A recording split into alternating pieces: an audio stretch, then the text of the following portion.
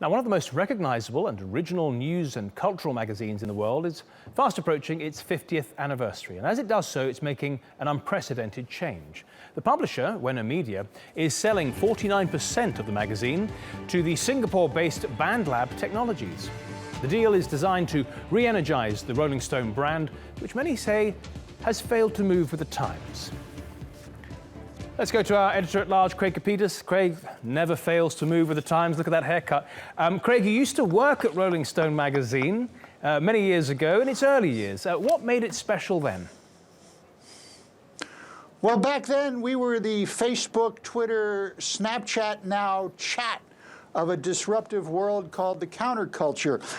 In fact, at the time, Rolling Stone was pure cool. And the reason is because the characters within the counterculture did not want to speak to what was then known as the straight press.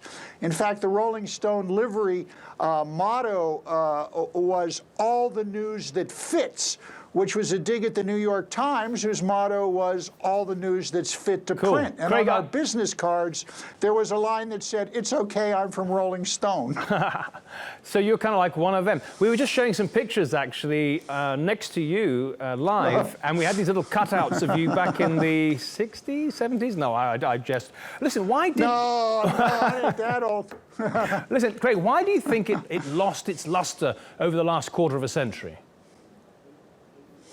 Well, there were always fears that Stone would lose its luster. It really started when MTV, if you remember, MTV came on the scene. They thought that people would turn to TV instead of the magazine, but they didn't, because Rolling Stone was always more than just rock and roll. It was about politics, theater, culture, you name it. It was in there. It had a great stable of young writers, which I was privileged to be one of them.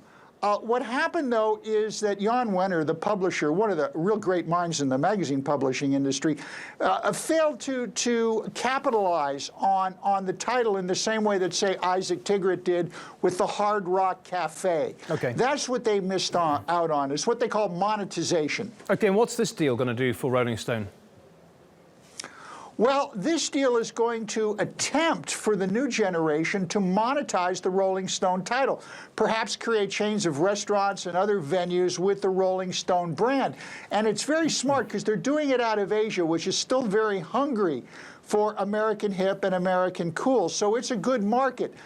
Rolling Stone can no longer exist on the licensing agreements it has to publish various titles in other countries under the RS logo.